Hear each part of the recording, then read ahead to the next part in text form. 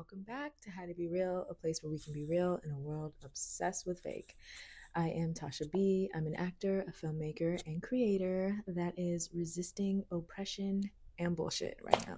Yeah, girl, aren't we both? Okay. And I'm Tay, and I'm a creative producer, lover of all things wellness, and your favorite local yogi. Once we get that out the way, I say, how you doing, Tay? Girl, I'm doing. I feel actually really rejuvenated. You know what I Nice. mean? I was gonna say it's the birthday month, but it's actually not anymore. It just felt like it was going on for a while, so it feels like, but it's still Aries season. Yes, it is. So I think I just got that fire burning inside. So yeah, I feel cool. I'm happy to be back and like in the swing of things. After a nice 4 full days of not having to like look at my computer, my laptop, respond to any calls and meetings, like just truly unplugged. I love for that 4 days. for you. Girl. Rest. You love it. What about you? How are you doing? Me, I am being as gentle with myself as I can be. It's always in times of stress that it's for me it's real hard to like not be like I should be, do more, do something, do something. It's like sometimes once you do what you can do, it's time to chill. It's time to rest. Yep. Exactly. So I've been focusing on that. That's good. Go ahead then, girl. And that'll bring us to our shout out. And I just want to give a shout out to the state of Wisconsin for electing Susan Crawford. Elon Musk spent $25 million and even gave $2 million checks to people who are voting for the Republican judge, just so that... That just seems illegal, yes? It's illegal. It's definitely illegal. But for whatever reason, this administration, this regime seems to be blasting through laws and constitutional rights, and nobody's doing anything. So for real, they're like, legal, illegal, who cares? What? So Susan Crawford is going to be a Supreme Court judge, and she's a Democrat. Hell yeah. The place she was representing has been Republican for a very long time, and Trump won that place by like 15 points in 2024. So it was pretty big upset. It was a pretty big change. So again, we celebrating all the wins we can celebrate these days. We do. We need a Supreme Court judge on our side. That's not crazy as hell. Yeah. Resist the oligarchy and the fascism, please. Thanks. And that'll transition us to our 3 realists, which is the 3 realist things we will crash out about. Yes. Tay. Yeah, okay. So the first thing that I will crash out about is having to repeat myself when I've already asked for help. Ooh, that's tough. Yes, I've already reached out, and honestly, it's kind of like, I want to say it's more so like geared toward my man. He's usually pretty good with it. But I feel like, I guess it's for anybody, but I will say that like, if I done asked him already for something and I'm like, bro, now I have to ask again because I really need help, and it's already like uncomfortable to ask for help for me, you know what I mean? It's like I gotta, Miss Independent, and that's why I love her, like that's why do I have to do it on my own so much? And so when I get to the point where I'm like, damn, I do need help, I need help with something, and not only did I ask, but now I gotta repeat it, I'm crashing out. So boom. Second thing is feeling like I'm not being heard or understood. Oh yeah, I hate that too. I think it's more so the understood part, because it's one thing to like hear me, but if it's like what I'm saying, you're not getting it, and especially if it's like we're going back and forth a little tit for tat, and it's like you're just not getting it. The point is like, whoop, yes, like, okay, so I said it 3 different times, 3 different ways. I'm trying to stay calm. But you're just not getting it. I think the part that really sends me into crash out mode is especially when it's like where I've already kind of gone back and forth a little bit, and now I done gave you all I could. I listened to all the points you made, and in my response, I've like folded in the points you were making, and now I'm clarifying yet again what I'm trying to say, and you turn around and you repeat something I said as if I never said it. That's going to send me to oblivion. Like, I'm okay. Well, now I'm clapping. Now, because what? I go from being like, okay, so to be like, okay, so what? I'm, you know what I mean? The decibels change a little bit. Now we're heightened. I went from sitting to standing, slouching to sitting up. So yeah, that'll send me into crash out. And lastly, this is more so of a throwback crash out, little me crash out, is when I used to get picked up late from school, from practice, from any kind of event. That used to suck so bad. And I used to just feel like when my mom would finally come get me, and she'd be so nice about, oh, I'm so sorry. Da, da, da. But now, because especially outside of school, now I'm in the principal's office or in the office, everybody trying to bring me a juice box because I'm the only kid left on the damn outside. My mom would be like, oh, I'm so sorry. And I'd be in the car just quiet, ruminating on like, let's just go home finally. Oh, and then I'm I'd actually be really hungry. My little kid crash outs would only happen in my journal, for real. Aww. Like, I wouldn't really crash out outwardly, but more so inwardly. Oh. You know what I mean? So it'd be like, I feel like that I gotta go in my room. That feels worse. And then it does. It's like a quiet crash. Aww. It's like, okay, yeah, everything's fine. I'm gonna just be in here. Close the door, bust out my little, what was that little password journal? Oh my God. And go crazy. The page is ripping because you're writing so hard. Especially, and it would suck even more when like my password journal wasn't hearing my password. and then let's refer back to Exhibit B where I said being repeating unheard yourself multiple times, right? Being misunderstood by my own journal. I bought it, or somebody bought it for me. This is mine. This is mine. Yeah, my password journal definitely got busted open because of that situation. Yeah, of like, okay, nah, just let me write. And then I remember they did another one that had a code instead of the voice. Oh yeah, and that one I did like. It had a little light. Loved it. That was the level up. I didn't end up getting that one, but I wanted it. Well, I had really bad. I was a journal. I was a journal. I was a journal. Multiple journals. Easter in the Easter basket, a journal. Yes. And a bunch of cute pens because I'm writing. Hey, okay, because honestly, pens, pencil cases, the little what did you call them? Trapper keepers. Girl, don't even get me started. I had a Lisa Frank Trapper Keeper. Oh, lovely. I had a bunch of those. And it came with hella stickers. Lisa Frank little folders. Come on. Binders. So, yeah. So that's the 3 things that I will crash out about. What are your 3 realists, Tosh? My first one, I will say me. I've always been that way. If I feel disrespected, if I feel like you got me messed up, if I feel like you're trying to say I said something I didn't say, I don't like it. You're coming for me, and I don't play about me.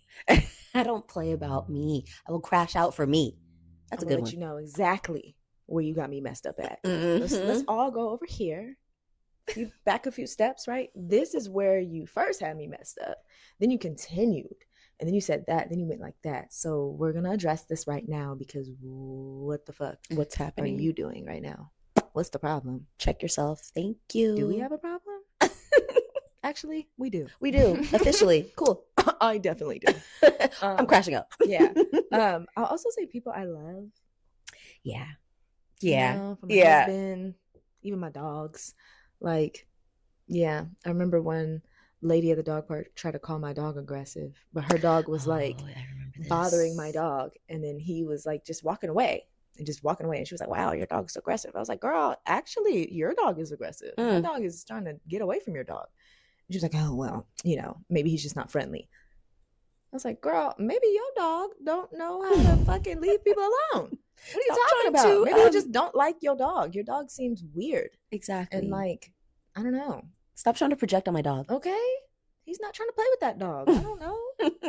Ew, weirdo. Weird dog. You don't like your dog. I was like, you know what? Let's go. And my last one is I'm working on it. It's been a lifelong journey of working on this, but when plans change. Yeah. Specifically when other people make the plans have to change. Like when it's another person. Like if me and you, if we're like, hey, we're going to go and we're going to go to this salad spot and we get salads for lunch on Wednesday. Great. Wednesday comes and you're like, I actually don't feel like a salad. I actually want pizza. You're like, I'm going to go. I'm going to be okay. You're my friend. I'm not going to be happy about it. But I really am going to be like, oh, I'm going to say it somehow. Like, oh, I thought we were doing the salads. No, we're not doing the salads. We're not doing salads? Okay, so. Okay. I wonder if that pizza place has salad. I was planning on us doing the salads. I like mentally prepared myself to do salad. My mouth is like fixed for a salad. Yeah. Not a pizza right now. So. That's like the internally, I'm crashing out and I have to say something. Or else you're going to be like, are you okay? I'm like, no. I am okay. Let's just get this pizza. And, yum. Whatever we were going to do after that. No. Yeah, great. Everything's fine. But like that's real. A bigger scale, the outward crash out comes when it's like either a bunch of little things like that, like the whole day was planned and now nothing's going as it was supposed to. Oh, yeah. Everything's changing. Yeah. Oh, we're doing this first and then that and then, oh my God. Why even tell me to make a plan? Because I could have just not had any expectations. Why did I put any of this in my calendar this way? Because now it's all fucked and I don't want to do anything. Now I want to just be like, wow, this is too much change.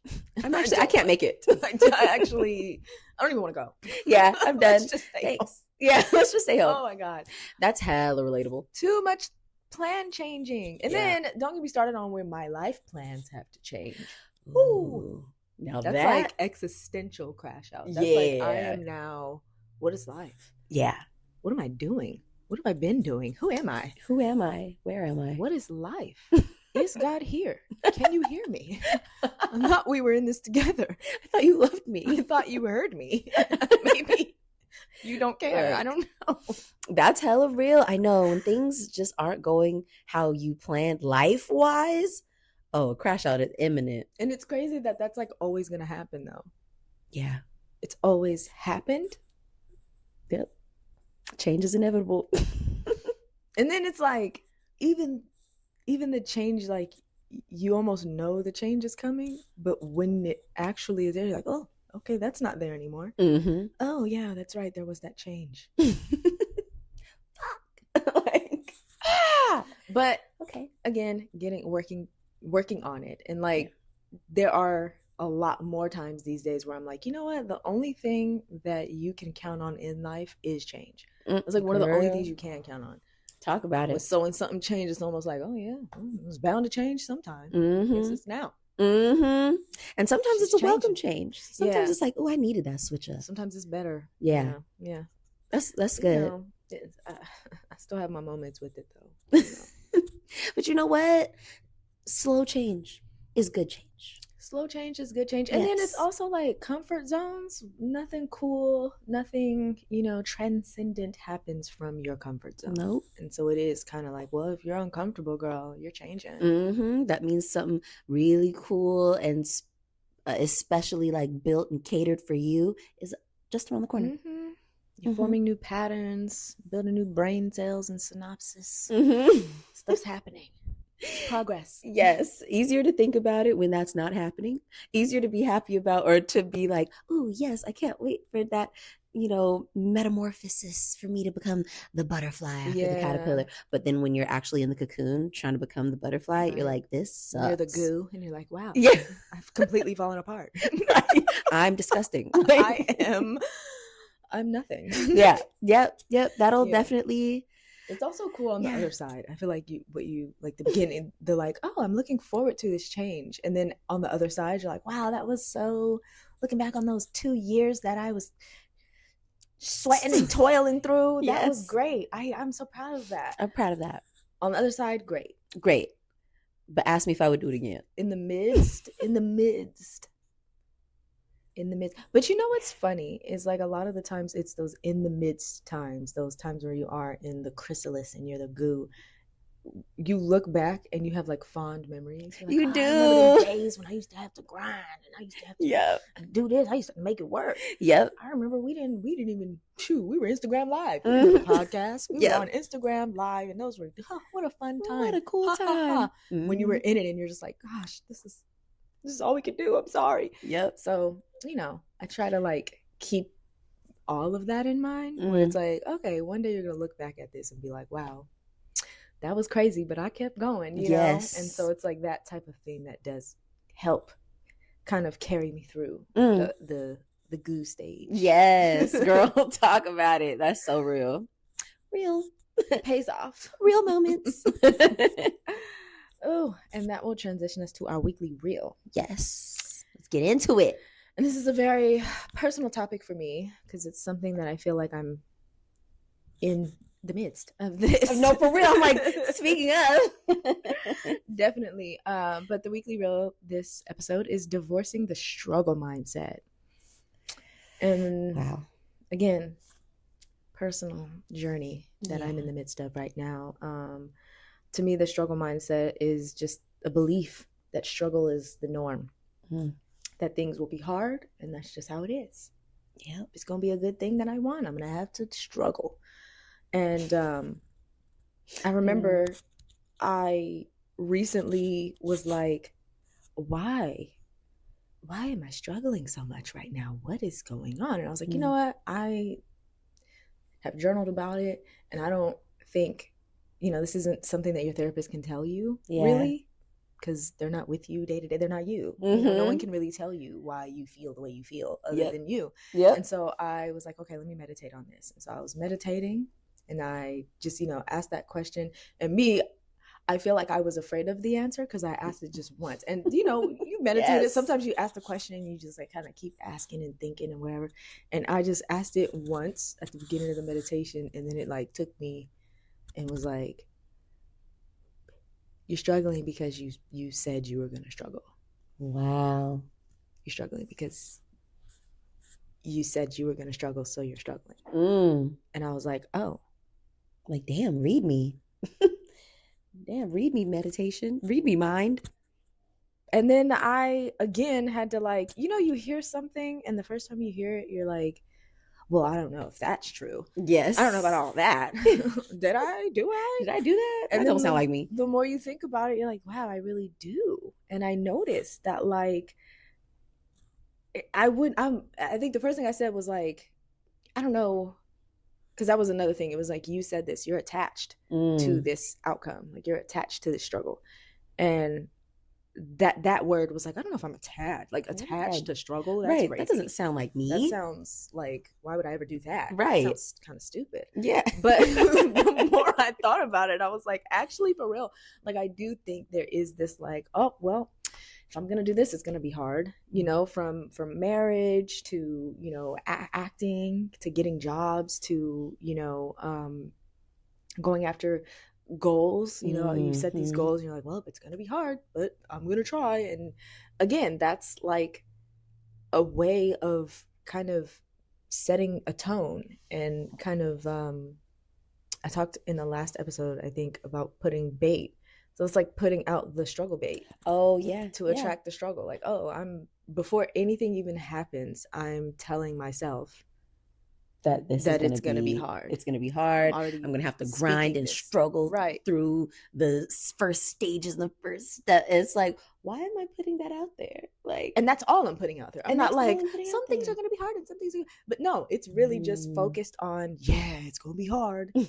You're going to have to really just struggle through and just get stronger so that you can struggle through some more at the next phase, because this first phase is not going to be easy, but that next phase is going to be even harder. So you got to really just like with new changes, come new challenges. It's like, when does the ease come? When does it get easy? Is there ease? Am I even seeing it? Right. What is that? And I feel like what you're talking about is so like relatable. I feel like for me, it's like for a long time, even still today, I will say, I felt like I had to earn ease. Mm-hmm. You know what I mean? Like, it's like you gotta work to get there. Yeah. Like, even if it's not necessarily like, it's crazy. You know what I mean? Like, why? We gotta earn ease? Right. Like, what? Not even what? Like you don't take life easy until you get old. Yeah. Like, and you can't move and do nothing no more. You done saved all there is to save. You done worked all there is to work. And now you get to have it easy. Now you can relax. Now you can relax. Now you can ease up on yourself. Literally. Ooh, my yeah, therapist girl. was like, when was the last time you had a vacation? You took a vacation. I was like, oh, I think I told her, I went to Joshua Tree. Weren't you working? Yes. Okay. When was the last time you had a vacation where you were not working, not doing anything, not checking your phone, not da da da? I'm like, ooh. It was like my 30th birthday. Ooh. She was like, no, it had been that long? I think so. Like because she specifically said for at least 5 days or more. Okay. So I'm like, because yeah, of course, there's been like, little like trips, dates and trips, exactly, day trips, but like a full on vacay, unplugged vacay, yes, and like so I was like, yeah, like 3 years. She was like, okay, yeah. So why? Like, you know what I mean? Why you do so? So I feel you. I feel you. That need to earn ease, to drudge through the struggle. You just have to. Why? And that was like one of the things that I was wondering. Like, okay, once you admit I might have a problem, I might be attached to this. This might be something that's actually real. Maybe I didn't lie to myself. Right. Maybe that was the truth. Maybe you're right. Okay. Maybe I was onto something. Maybe I am attached to this outcome. And how do I not do that? Or like doing the artist way, and at a lot of times where it's like, hey, you might have this block, or you might have this fear, or you might have this belief. What is the payoff of you having this belief? What do you get out of this? And so then I started asking that, like, okay, why, and what's the payoff, or the message, or what's the reason really for this? And a lot of things came up. Like I learned a lot about myself. The main thing was like, I have these goals and these things that I want to do, but even those things can elicit a fear response. Like whether it be the change. Like for me, it's like, okay, you achieve this goal, something's going to change. Ooh, right. Okay. Maybe even multiple things are going to change. Right. And I think I was just talking about how change is something that's like tough, like scary. It's like, yeah, it's scary, but it's also like, oh my god, it's uncomfortable.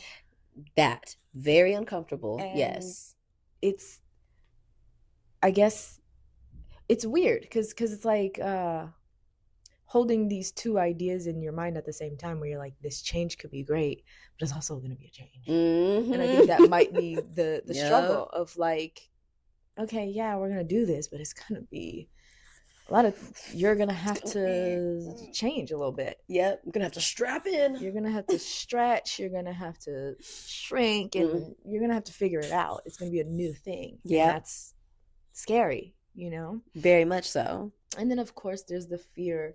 Like, I was like, okay, I think there is, with success, there's a belief around it that's like, you have to sacrifice something. Like, you have to, something good is going to leave your life if you get this much good, Yes. Like, you get to this level of success and something is going to happen. It's going to drop off. And then there's so many examples with different celebrities. Like, one that's really recent and coming up is Quinta getting divorced. And I'm like, Quinta is doing her shit right now. She really is. She is that girl. She's doing her shit. I love me some Abbott Elementary. And I didn't know she was even married. But I see the divorce and I'm like, oh my God, that's so sad. I wonder what happened. And we see that a lot, somebody achieves their dream, they get a divorce, or like they're like hella on the rise, on the come up, or like everywhere. It's like every time you turn on the TV or open your social apps or whatever, on the radio podcast, it's like they're featuring Quinta. Oh, some Quinta's hosting. Quinta, red carpet interview. Yeah. Quinta looks great. Quinta's on SNL, and you're like, she's killing it. And all of a sudden, it's just like that other shoe drops, and you're like, oh shit, what the fuck? And then like Megan Thee Stallion. Oh yeah, you're doing all this stuff with your mom. Watching that documentary was like, dang. So it was really like at the pinnacle of, right at the shit is popping off. Yes. And Like you are mom, becoming a superstar. And your mom passes away. Ugh. That just gave me chills. That just sounds I was watching that and I'm sick. just like, oh my God. Yeah. And not having anybody around you, because didn't her grandma pass away too? I think her grandma passed before that. Okay. Or maybe after. But I know it was around. Just so much loss. I know. You know, of the matriarchs of your family. That's crazy. And her and her mom were close. Mm-hmm. That is just, oh my God. So it's like those types of stories, right? And there's a lot more examples. For sure. Those are the things that I feel that my fear is attached to, of just like, girl, you do have a lot of good things in your life. You have loved ones, you have friends, you have your husband. And, you know, I mentioned the Quinta thing because I'm like, that is a fear. And I remember talking about that in therapy. And when I said it out loud, I almost teared up because I was like, yeah, I don't want to like lose my husband.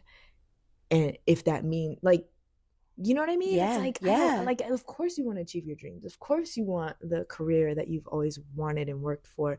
But if it comes at a, you know, we all have. At what cost? Yeah. And it's like, I don't want to pay that much. Yeah. It's too much. Yes. And it's like, also too, when you start thinking about stuff like that, you're like, why? When I start thinking about my success and my dreams and my goals, why is like hella just weird negativity attached to that? Yes. Like, why can't I stay in the energy of like everything going right? Like everything being amazing. Being what I want it to be. Exactly. Like sometimes I think, because oftentimes, and you probably may have noticed this, when it comes time to like make a decision, you want A or B. Yeah. And I'll be like, can I get A and B? Okay. You know what I mean? Like, can we find a way to like make it to where I get both, or like a little compromise of each? You know what I mean? And so I'm like, when I think about some of my future, I think like, why can't I have that thinking with it? Like, why can't I have it all? Why can't I have it all? Why can't it both be good? Right. Like, who said I can't have it all? Who said in order to have it all, you have to struggle and scrape and lose stuff and let go of things that you don't want? You know what I mean? Like, yeah, that, or struggle and scrape and lose stuff that you want. That's what I meant to say. Yeah. You know what I mean? Like, who said that? And why am I so attached to that thinking? Yeah. Another fear is, and I've been there before, in a place where I feel like I lost myself. And I'm like, wow, I kind of forgot who I was. I started neglecting myself, and I don't want to get there either and like become something. And we've seen that as well, where somebody like, you started off and you were so cool. Yeah. And then you get famous, and now you're like demonic now? Like, what's going on? Right. What's all this about? You're evil.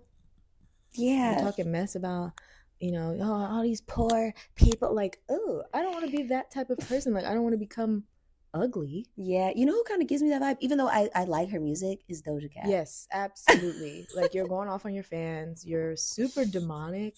Like, it's just weird. Just super, super. She's always been weird and but funky, she's like but super anti. Like, yeah. It's like real, like, what happened? Like antisocial behavior. Yeah, it's like, did the system do this to you? Like, what have you seen? What have you experienced? Yeah. I don't know. And for me, that's the like, I don't want to be a less kind, less loving, less grounded version of myself. Like, I don't want to lose that, because that's the type of the things that I love most about myself is how grounded I am. How, you know, I'm like, I don't want to harm nobody. I ain't trying to be rude or disrespectful. Like, I want to be a professional. I want to come in here and be a joy to work with, not this jerk. No, for real. For real. But you know, something that I was thinking about is like, when being attached to the struggle, I think comes with some sense of emotional safety. You know what I mean? Because it's like, if I stay within this struggle type of mindset, or like, then there's no surprises, because there's no change really. Like, if I kind of continue telling myself, okay, I need to work the head down, work hard, move through these really hard phases because everything's fucking hard, then I don't have to look up. You know what I mean? I don't have to lift my head up and look at all the other possibilities that could happen. That could be cool, but they could also be dangerous. You know what I mean? They could be, they're just new. They're just new. Yeah. You know, like, maybe not true danger, but like I've been so attached to how it feels to be in my personal bubble of struggle that I could be, what if I open myself up to a brand new type of struggle I've never experienced before? And or so if I open myself up and it's like go from struggle to like straight up suffering. Straight torture. Now it's like, yikes. I thought struggling was hard. This is unbearable. This is crazy. No, for real. But I think like it's like the emotional, it kind of like is a balance. I remember in therapy, my therapist was like, she was like, you like to attach yourself to what feels comfortable, which I think is a lot of us, right? Like we do what feels right, what feels comfortable. And like you said earlier, change does not come from comfort. And so it's like, how do you unfortunately, so you have all these big dreams and goals of who, not only what you want to do, but who you want to be as a person. How do you expect to grow and like get to that point if you're not opening yourself up for the possibility of what could be, whether that be suffering or whether that be fucking conquering the shit that you want to do? Or like a bunch of ease, you know, or a bunch of effing right in your lap and ease, just being exactly what you prayed for. Like, oh my God, this is so cool. And then your husband being like, yes, we're doing it together. Yeah. I'm happy. This is so much better for me too. And yes, like, both of our lives are enriched. Like, how come? You're right. Opening. Yeah. And that attachment to struggle doesn't feel like that. It doesn't. It feels very closed. It feels very like, okay, there's ease, but also like, I don't know if that's for me. So I'm going to keep going, walking past it. What are we doing? Why are we doing that? What is that saying? It's like, this is self-harm. It's self-harm. It's self-harm for real. That saying that's like, it's like the devil that you know is better than the one you don't, or something like that. Girl, I feel like that's talk about it. I feel like that essentially in a nutshell is the attachment or the struggle. Attachment to struggle mindset. Yeah, and I feel like it's like, and I think this is a lot of what therapy is understanding that a lot of the things we think are our identities aren't really our identities. Oh, girl, talk about it. I feel like struggle was like, I not only kind of attributed that to like me, but even my mom. Like I would talk about my mom, and one of the things I would always mention is like, yeah, single mom, you know, it was tough. And it's like, okay, but was that all it was? You know, single mom, yeah, it wasn't easy, but like my mom has amazing memories of being a mom. Yes. Her motherhood story isn't just struggle. And I'm sure a lot of single moms can attest to that. Like there are times where, would be a little bit easier if I had a little more help, of course, but that's not all it is. Right. There are days where things are right. There's times where I got it down. You know what I mean? We have a schedule. My child is loved. My child is fed. My child has everything they need. And I'm doing this damn thing and I'm proud of myself. Okay. And that's also a part of it. And I think only seeing the struggle, only acknowledging the struggle, and then being attached to that struggle is a disservice to all the other things. You know, for sure, I agree. It's just not seeing it. It's like tunnel vision. All I see is struggle. It's not who we are. And I think I had adopted that, like, the struggle, we're strong struggling, and it's like, okay, strong strugglers, that's like this much of who you are, girl. That's not. And why am I attaching this to me? That's because honestly, that's not who I am. Yeah. And to be honest, to get really real, most of the time, that's some shit that somebody else put on you. Very true.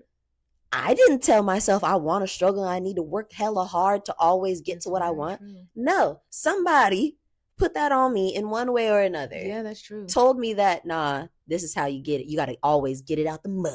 And 10 toes down. You're like, oh my God. Grind. Sleep when you're dead. Oh my God, that culture. It was like in everything. It was in the music. It was in the social media posts, all the text grams. The text grams, Lord Jesus.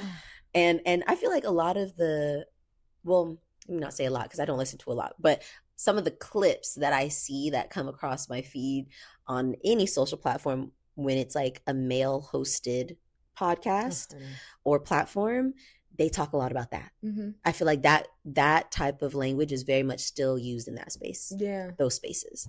So it's interesting. But isn't it crazy how all these different fears and beliefs are like, they're there. We just don't even, we're just not aware of them. We don't see them. We're not paying attention to them. We're just like running the program without even knowing what that program is. Absolutely. It's just on autopilot. Yeah. So yeah, that's for me, that's like 90% of the work in therapy is paying attention to the programs I'm running and asking, okay, what is this? Why is this? What part of this makes sense and what part of this doesn't? Yeah. Is this me? Is this a true belief that I have? Or like you were saying earlier, is this something that someone else told me or something I heard somewhere that I just kind of, for whatever reason, adopted and told myself over and over again? Okay. For real. I feel like something that I've been trying to work on is choosing ease without guilt attached. You know, like being like, okay, I can take the path of least resistance and not feel like, you know, I have to pay for it later. You know, like instead of, I think the small things that I'm trying to implement now are like, okay, maybe instead of feeling like, all right, yeah, I just took those 4 days completely unplugged, but now that means I have to go even harder the next, 2 weeks or something like that. I'm like, no, it's okay. Like you don't have to pay in struggle points. Like, you can, like, that was so easy. Yeah, you're gonna have to struggle for that. Yes, exactly. Like, no, that's okay. I don't have to do that. And I think that like sometimes I combine like maybe a fear of disappointment with like a fear of ease. You know what I mean? Like I'm like, ooh, maybe if things are too easy, I will become disappointed because I felt like I didn't put in the effort to get it or something like that. I don't know. Some mumbo jumbo that I'm working through up here trying to clean up. But yeah, I feel like some of those little but also not so little things that I'm trying to just like release guilt from taking ease or seeing more easeful routes, or you know what I mean, taking some rest, feeling like I don't have to beat myself up. And that's man, why is it so easy to beat yourself up? I know, right? What is that about? Right. Is it's that like discipline? Is that what that comes from? Like beating ourselves, punishing ourselves into doing what we want to do or need to do. Like, oh, if you're gonna do this, I'm gonna be on your ass about it. And it's like, is that the only way to do it? Yeah. Maybe there's another way. I wonder how close, I wonder if there was like a study done, how closely like the way folks were disciplined as kids, like how closely you follow that for yourself now as an adult. How much of that is your inner monologue telling you like, this is the way to do it? Yes. We beat the shit out of ourselves and then we get what we want. Exactly. Because when you say it out loud like that, it sounds like, why would that work? Or why would you even want that for your life? Why do you want to do that? That doesn't sound fun. And I feel like the answer is I don't want to do it, but this is the way. It's like, is it? Oh, it doesn't have to be. This is the way. Maybe it's not the way, right? Yeah, maybe it's not. Maybe you can make a new way. It's your life. Maybe it doesn't have to be like this. I think something that I say in practice, in yoga practice, is your body, your time, your practice. Your body, your time, your practice. And I'm like, damn, talking about this with you now, I'm like, maybe that's something I have to say off the mat too. Yeah, exactly. This is my body, my time, my life. Let me make it work for me. That part. Does beating myself up work for me? Does struggling hella hard work for me? Does working hella hard until I feel like my eyes are going to bulge out my head work? No. So, girl, I mean, when I brought this to therapy, of course, I came in and I was like, so I'm attached to struggle. I want a divorce. Yes. I want it out of my life. Yes. I want to divorce this struggle mindset. And one of the first things she said was what you just said, like, I need to be kinder to and I feel like she says that to me when I bring something in. It's like, you really need to be nicer to yourself. And she was like, you know, as she always says, you got to be kinder to yourself. Yeah. I think you should be nicer to yourself. I think you need to go easy on yourself. And she said that. She was like, well, you need to give yourself a lot of grace. And I was just like, and she was like, well, what's that? What's going on? And I was like, I just feel like, I'm gonna be honest, I feel like you said that a lot. And I don't know how much I believe that that's going to work for this. For and then she was like, okay, well, here's what I mean pertains to this. And she kind of was like, I want you to not think of it as you need to divorce this. You need to stop thinking of and seeing struggle. You just need to also look for ease.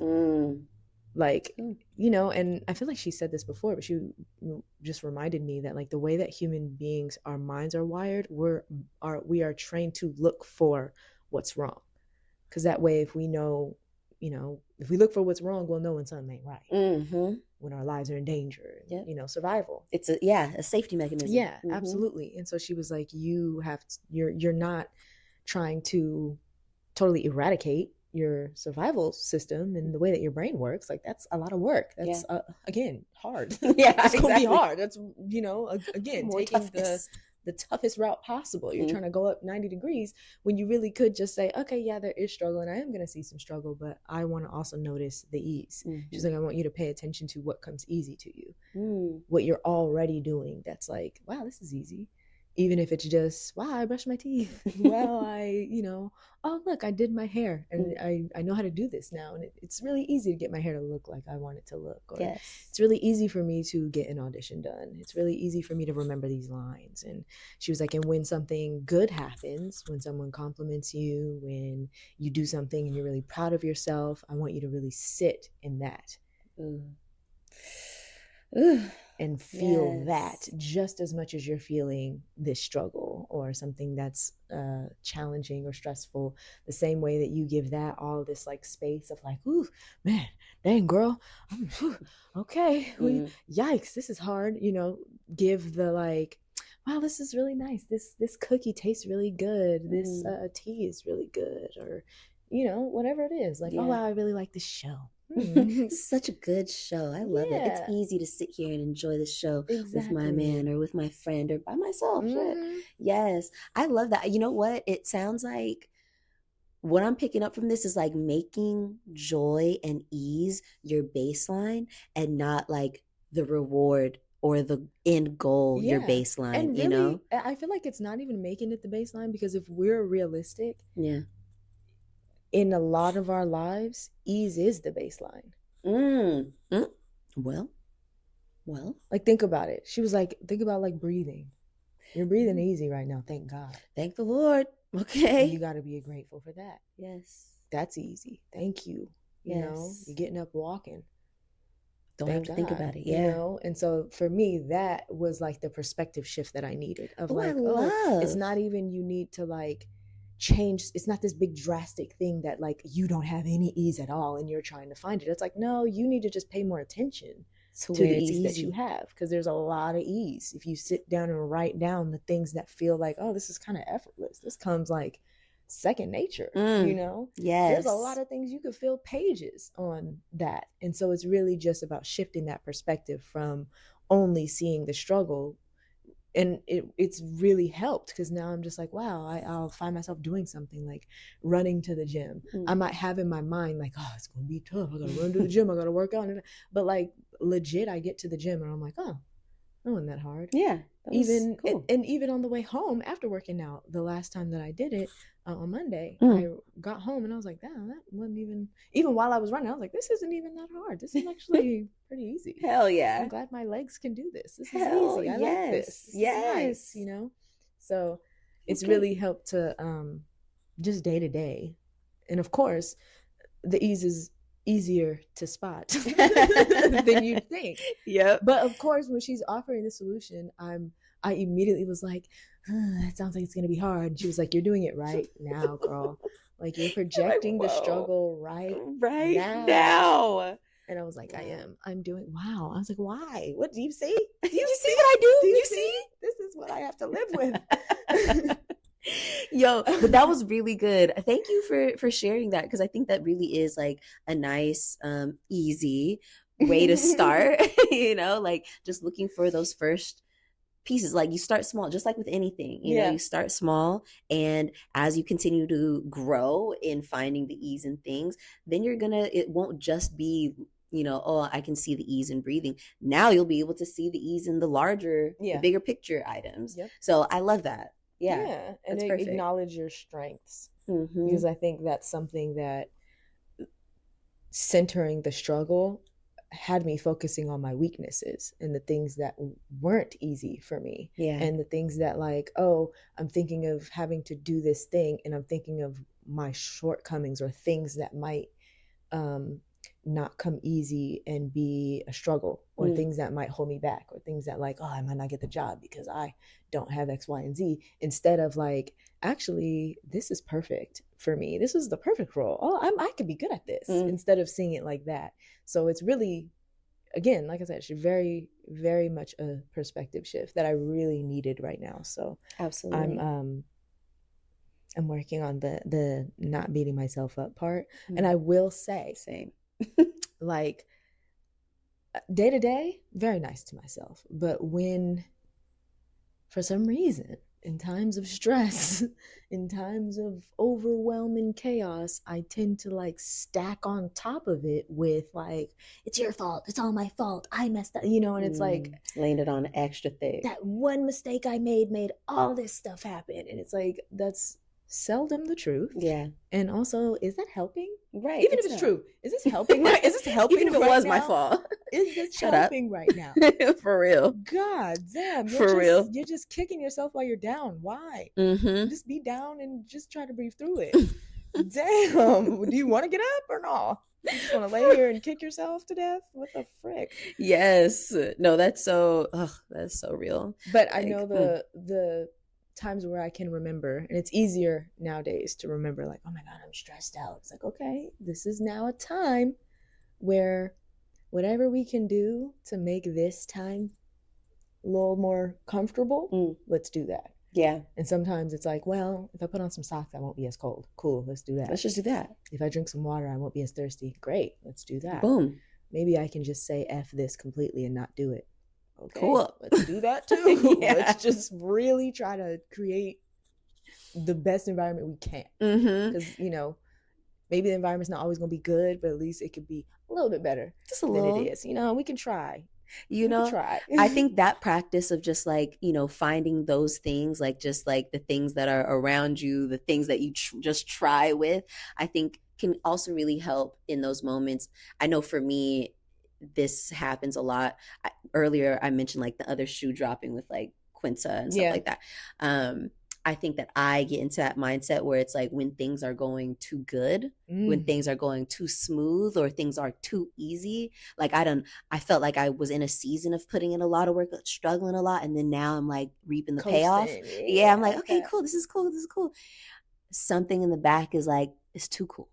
Too easy, too good. No, you know what I mean? That. So I think like I get caught up in the other shoe drop. When is the other shoe gonna drop? You know what I mean? Like anticipating that. Yeah. I get deep into anticipating the struggle and strife, anticipating the next really hard struggle moment or the really tough workload or whatever. Like I get really caught up in that. And so I think like having things that you notice throughout just your day to day can really just help bring you back into your reality. Be like, hey, that's none of my business. That's future me's problem. Or maybe that's future me's not problem. Maybe that's future me's ease. Okay. Who said the other shoe got to drop anytime soon or will? I mean, come on. It's ebbs and flows of life, so it will. But, who says that it has to be like dramatic and extra? Exactly. I know something that helped me in those moments is, like you were just saying, because I used to say like, oh, that's tomorrow's problem or something like that. And I was like, I need to stop, because again, that's like anticipating the problem. Exactly. So I would just, we have those moments where it's like, oh man, tomorrow is this and that. How am I going to do? And I would calm those thoughts by just being like, I'll figure it out. Period. I'll figure it out when the time comes. And it's crazy how that small change made it to like, now it's just real easy. Like for example, if I have like an audition and I'm about to go to sleep and I'm like, okay, I got this audition.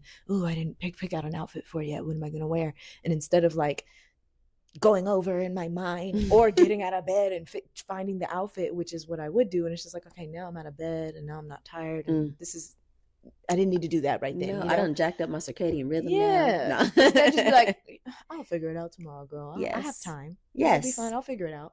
I have time. Trust myself to figure that out. That's not a hard task. I've figured out outfits just for years. All the time. I know how to do it. I think I'm okay. I'm familiar with the closet. Let's just go to sleep. And then the next day, it's like, I'll just do this. Yes. Oh, perfect. This works. Yo, both of those were amazing affirmations. I have time and I trust myself to make the right decision. Yeah, I'll figure it out. Both of those. Yes, I'll figure it out. I always do. Ooh, write those affirmations down. Okay? Because those are amazing. I'm about to do that myself. It helps. Because you do always figure it out. You do. If you think about it. I'm literally about to write that down. As hard as it, in the thralls of things, when you've had to pivot, when you've had to like, oh shoot, that ain't gonna work. Let's try something else. You always figure it out. It'll be okay. It's fine. Slow it down. That's another thing my therapist always says. Like, you need to slow your processes down because you be trying to like, I don't know. You're trying rush through. You're like, I don't know what you're trying to do. You're trying to live in the future, and that's impossible. So you gotta slow down, girl. Yep, man. Future thinking, past thinking, anxiety. That's what it is. That's all it is. That's what it boils out down to. Just trying to like, I don't know. It always feels like I'm like leaning forward. Why am I always like halfway out of the conversation? It's like, girl, relax though. You're right here right now. We just be. Yes. Just be. It's like my acting note. I always, you get in your head with like notes, especially if you're working with like a director or even casting and they give you a note. And sometimes it could be like, okay, I have all these things I have to remember, right? Plus the lines, plus this note you just gave me. Damn. And sometimes I'm like, you know what? Put the note in your head and then just be and go. And just go. And that's the best advice I've ever given myself on that. Because you want to take the note. And I feel like before, and if you're an actor listening to this, before it would be like, okay, I would think if they give me a note that I'm doing something wrong, but the truth of the matter is if you were doing it wrong, they wouldn't have given you the note. They would just be like, ooh, not her. Yeah. They want to give you the note to be like, ooh, I think she's good. I think let's try like this and see how that goes. Yes. They like you. They want to see more. So think about that instead. And when it comes to the note, maybe do the note. And if you say one word instead of the word that's written on the sides, I'm pretty sure they're not going to be like, how dare. Oh, and now you said they instead of them? Uh-oh. Like, okay. Notes, bad notes. Hold on. Yeah. She said soda can? The line is soda.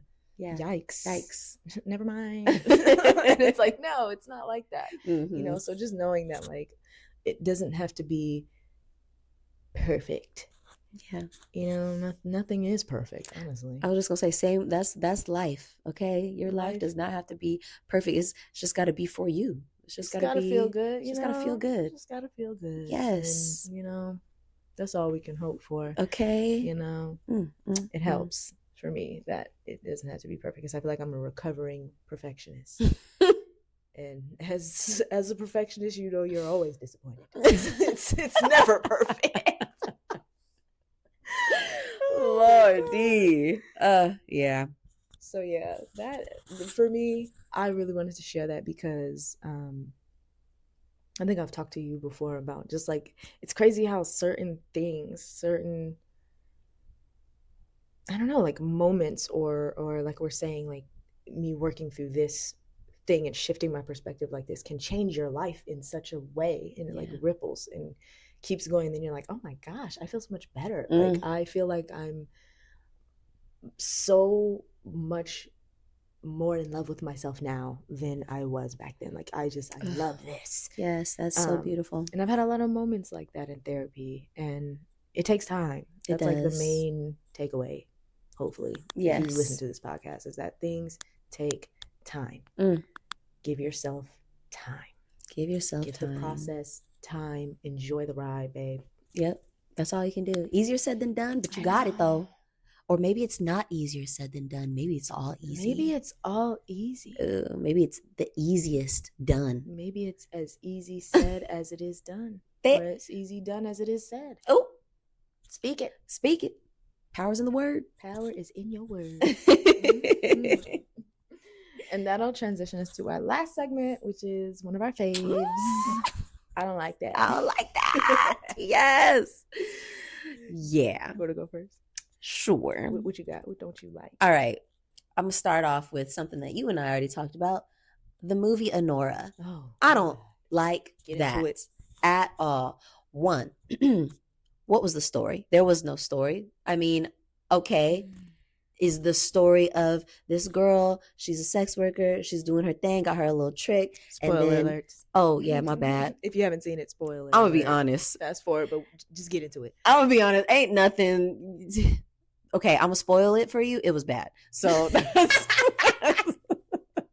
that's definitely spoiler. was not Best Picture. I'm sorry. It wasn't Best Picture. I don't think so. That's the thing. I think if I did not have, because okay, if you don't know already, Anora won 5 Oscars, 3 of them being Best Picture over Wicked, mind you, and the one with Demi Moore. I forgot what that one was called. The Substance. Mm-hmm. Best Director and Best Editing and Best Screenplay. Oh, and Best Screenplay. Okay, so whatever that last one was, I'm sure it didn't deserve that either. But I feel like if it had not won those awards, I might have been able to like give it more of a pass, I guess. I don't know. It still, to me, was just whatever. I think the actors did cool or whatever. They did good because I felt like I was watching that scenario. Yeah. So they did a good job. No hate to them. It's really just the shade to, it very much felt like I was watching a movie about a sex worker written by a man who, and it didn't even feel like I was watching a movie about like a sex worker. It felt like I was just watching this girl's drama. Yeah. But like drama-filled day. And she was a dumb girl. It was just weird. I give it 0 stars. And even if it was just a Netflix original, I still wouldn't have liked it. I feel like the main thing that made me like, what? At what point did she fall so deeply in love with this guy? Thank you. She didn't. She wanted to be saved. It was That's money. what it was. Yeah. Yeah. It was the money. She like, I got a rich no. husband.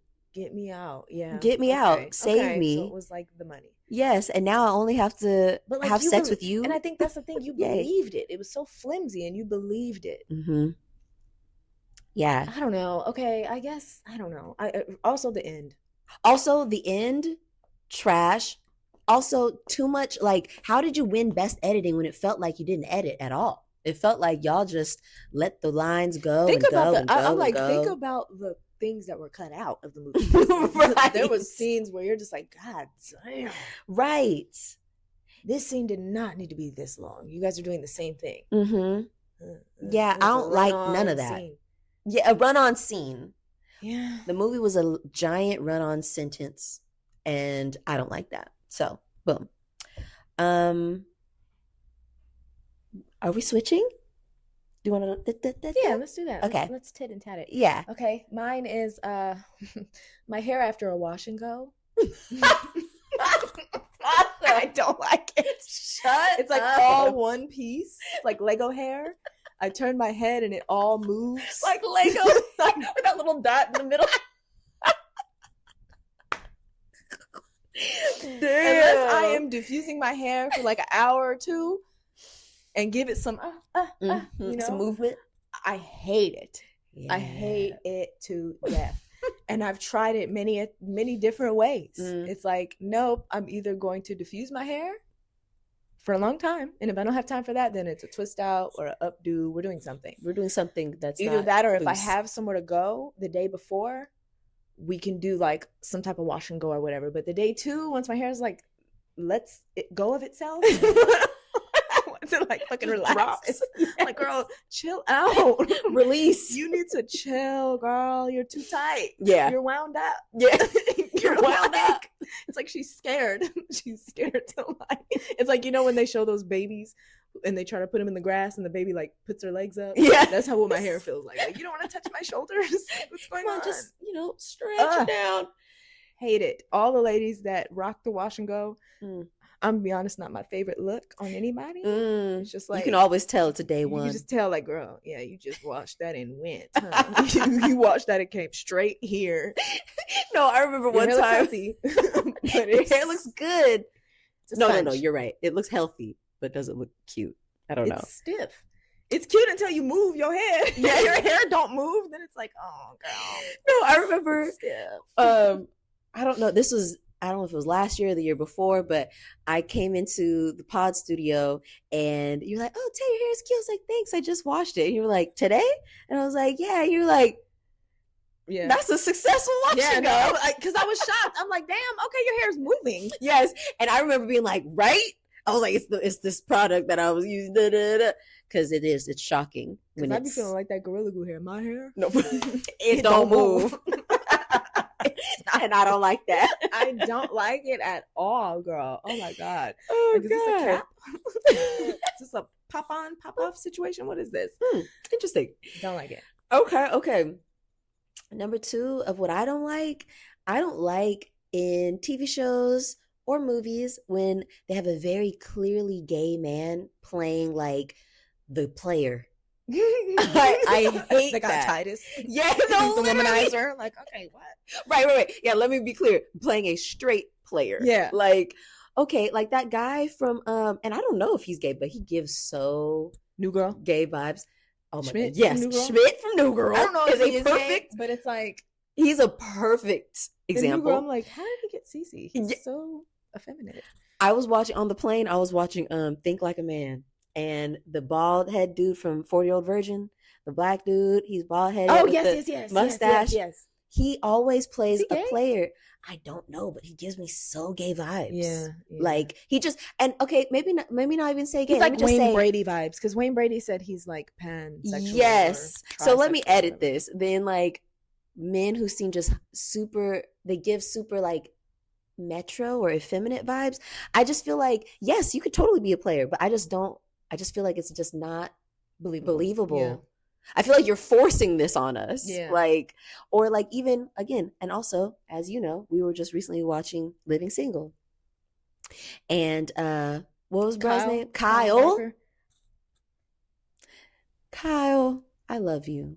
But hell no. The way he dressed. But just hell no. I remember watching Living Single back in the day when my mom was watching Living Single, being like, I don't think he likes women. What?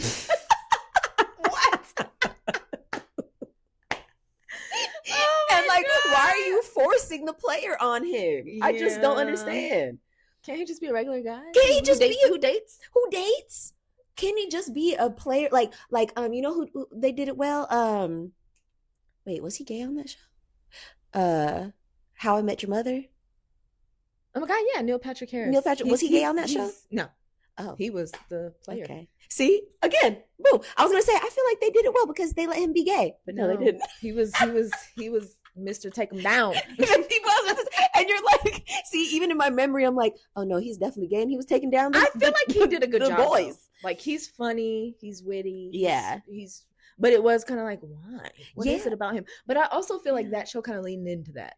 Like they were all like, how do you pull him like this? What is she doing with him? Yeah. They do? So I feel like they kind of called it out. That's true. They kind of made it the joke. But you are right. Why? Why is it the gay men are the players? Or just the hyper effeminate men? Why? Maybe Prince started that. But I do feel like Prince every time I see a clip of Prince, his wardrobe may be a little, feminine, but his energy and his charisma was definitely not effeminate. He was absolutely in his masculine. He was 1000% in his masculine, and even if he was with a man or them and they, he was, and he had that voice. He was the dom in that situation. There's a clip of him and Mel B. Have you seen that? No. Of Prince and Mel B. They're like on a playground, and he's like giving her this look and talking to her, and you could tell she's like blushing. And like, I would too. Shoot. I mean, I was like, okay. I saw that clip and I was like, I see what the ladies were I see what you were I see what responding the ladies to. love. I see Yeah. what you're responding to, because it is like oh, very it's like palpable. yeah. I can feel it through the screen. And talented. Like I get it. I get For it. sure. For sure. All that other shit though, I don't like that. Oh my God. And then okay, this one you hear at my house. Yes. You know. Yes. People with loud ass cars driving past my house when I'm trying to do a self-tape audition. It blows me.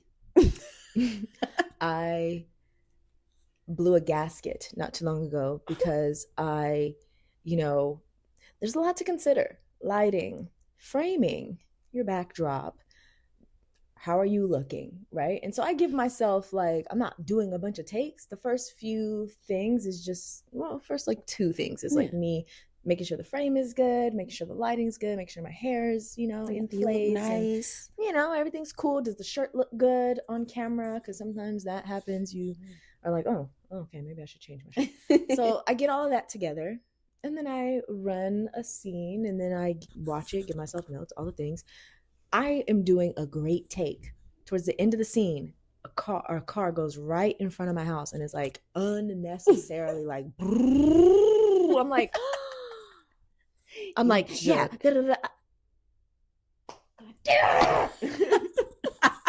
It's like did that, like, turned off the camera and then like forgot that, and so then I like got some good takes. I think I did 2 more after that. Got 2 good takes, and then I was watching. I was like, "Ooh, which one was my favorite?" And I started with that first one, and I'm like, "Ooh, this is a good take." And then I hear the car, and I just see myself.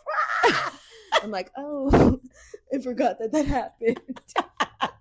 That's some shit that make you crash out. Okay, my God, I was like, "What the hell?" But like, there's been times where that's happened. Heck of times where it's like a siren, what do you call it, airplane, and then that, bro, and then don't let somebody start leaf blowing. Oh, then you're just like, you know what, today's not the day. You know what, guys, I just want to walk into the front yard and just like, shut the fuck up for fucking 10 minutes. Come on, Lord, give me a fucking break. Give me a break. I want to soundproof my house. Soundproof my room. Yeah, I don't like that for you, friend. I don't like it either. Yeah, no. Not easy. Not ease at all. Not ease at all. Okay. I have 2 other options, but I think I'm going to go with this one. So my last one is people who are against changing their mind no matter the proof. Yeah. I don't like that. I recently saw Chapel Roan. She made a statement on people with kids and how they aren't happy. She's like, I've never met any of the people who are in my circle or just period, someone who has kids and who are happy. Like, they all seem fucking miserable. I don't know if she said all that, but essentially. Dang. And there was a lot of people in the comments like, kind of going in like, I can't believe you would say that. Da, da, da. But I was like reading some of that stuff and I'm like, okay, look, I'm not going to sit up here and be like, I feel like everybody who has kids is not happy, because I don't think that's true at all by any stretch. But also, I think you could say that there are definitely times where you're like, where you kind of feel like I just feel like when you're trying to prove so hard that you are happy, it almost like shows that you're not. Yeah. So that was just one of the things that had me, I was going through the comments just reading like, you're trying really, really hard to prove something and you don't have to. You know what I mean? So anyways, it had me thinking like, I can't stand when people just are constantly devil's advocates. You just don't care about the proof. You just want to argue the point. You just want to be, I'm standing in this. I'm not going to change my mind. I'm going to stay right here because I said I would stay. Bitch, if you don't fucking open your eyes and say, hey, you're right. Let me just come on over here. Or I see what you mean. I might flip my stance, Yeah. Like, don't get me wrong. I know it's tough sometimes, especially if you're like in a straight up argument to flip your stance. But half the time, the people that I encounter aren't in arguments. It's not that deep. My dude, oh my God, my man has this one friend. I don't know if I would really call him a friend, but has this person he knows who's always doing that. And when it came time to the like Drake Kendrick thing, he was just standing down on Drake, being like, "Oh no, Drake, he ate Kendrick up." On that song. He said Drake ate Kendrick up. Yes. You don't really believe that, bro. You don't believe we're you're going just saying. You're just saying, bro. I mean, okay, like at what point is he saying this though? This was after this was right before Not Like Us came out. Right before Not Like Us came out. So I think I don't remember the last one where was the last one where Meet the Grams? Was that right before? Oh no, Euphoria. Okay, yeah.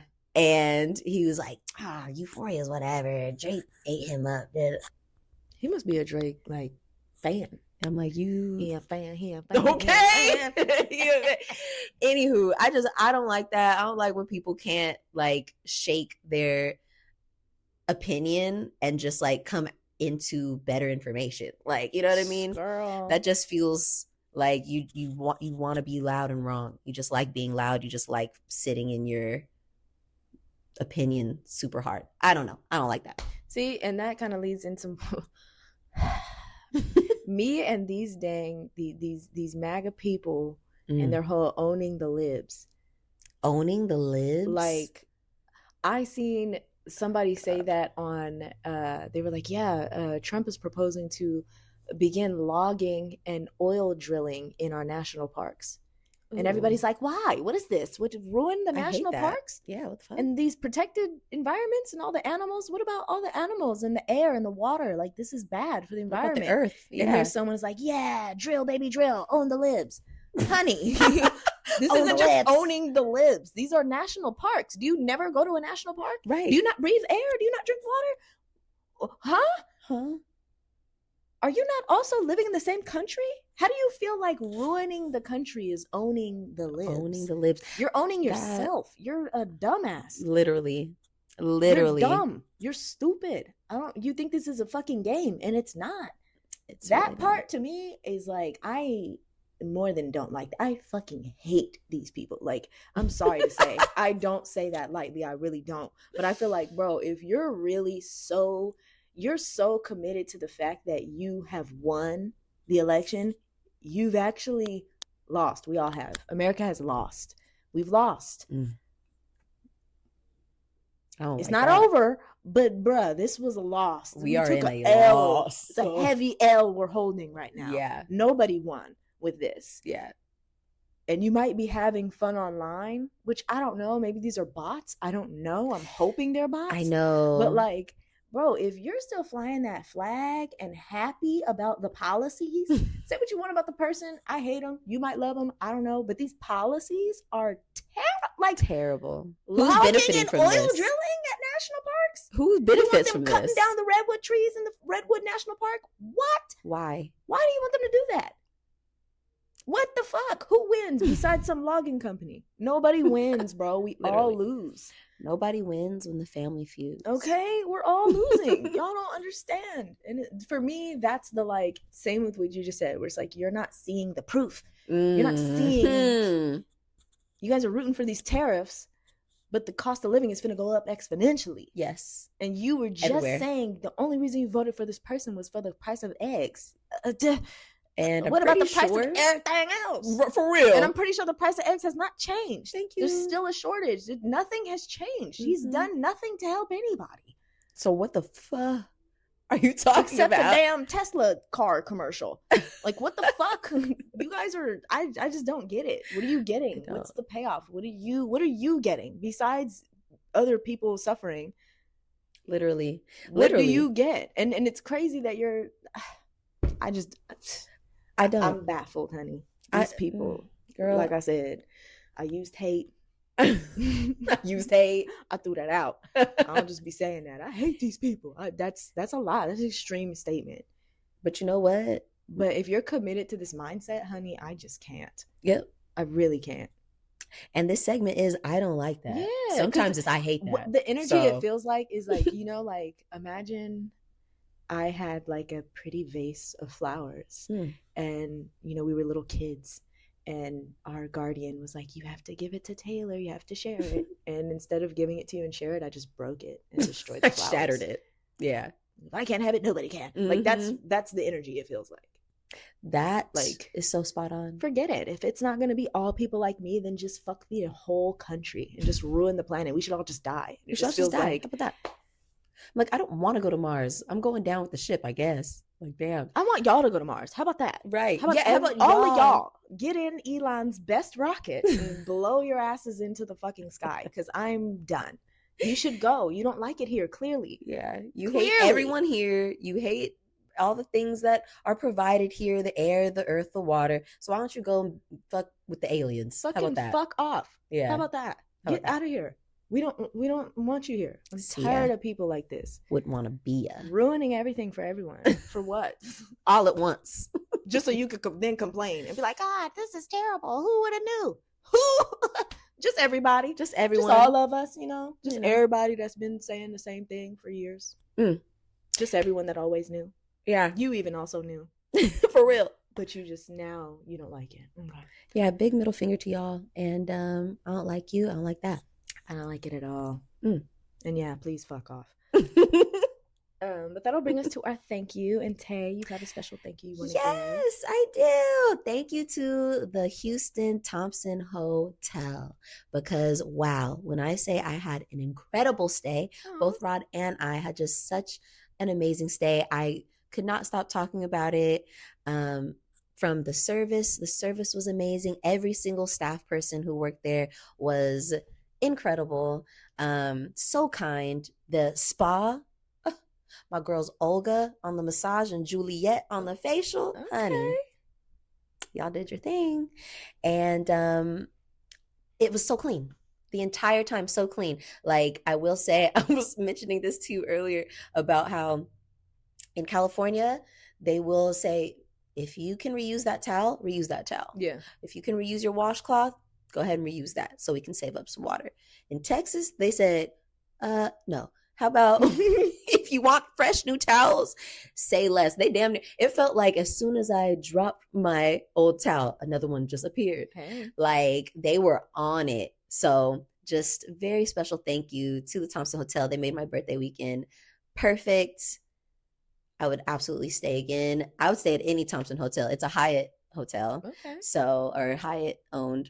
So, get your Hyatt rewards points up and go visit. So, boom. That's my thank you. And that takes us to the closeout. So, stay connected with us. As always, we love to build our community, grow our community. We have some really fun, dope things planned this year. So, I swear to you, you don't want to miss out. You can find us on Instagram and TikTok at howtobereal. Also on YouTube using that same tag. And you can find me. I'm at justsay_Tay. And I'm at the Tasha B. Yes. And please leave us a rate, a review, comments. They all, again, help us reach out to more people.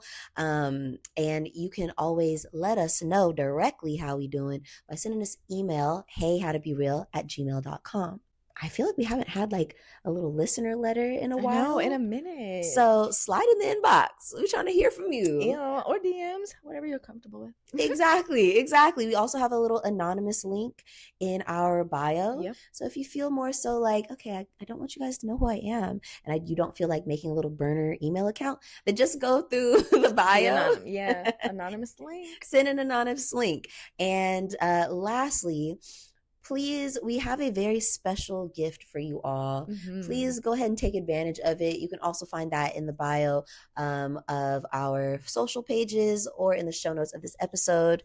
We like to say that this is very much a labor of love. It is. We love y'all. We do. And so we have some special gifts from us to you. Go check them out. And again, all this information is in the show notes of this episode. And I mean, remember, we're not therapists. We just have them. So take it all with a grain of salt. Yes. If it don't apply, let it fly. And this week's random reel is on me. What you got? Wow, I'm just back to back. I know. Okay, so very much in alignment with what we talked about today about like rushing and like feeling like struggle, attachment. We hear the term ASAP a lot in terms of hustle, as soon as possible, get it done, go, go, go. But also consider ASAP in terms of these things: as slow as possible, as soft as possible, as sustainable as possible. I like that one. As sincere as possible, as steady as possible. And just allow space to pause, allow space for stillness and pleasure. I love that. As sustainable as possible. Is it sustainable? Is it? I don't know. Invite that. Maybe it ain't. Maybe it ain't. Maybe. But with that, stay real.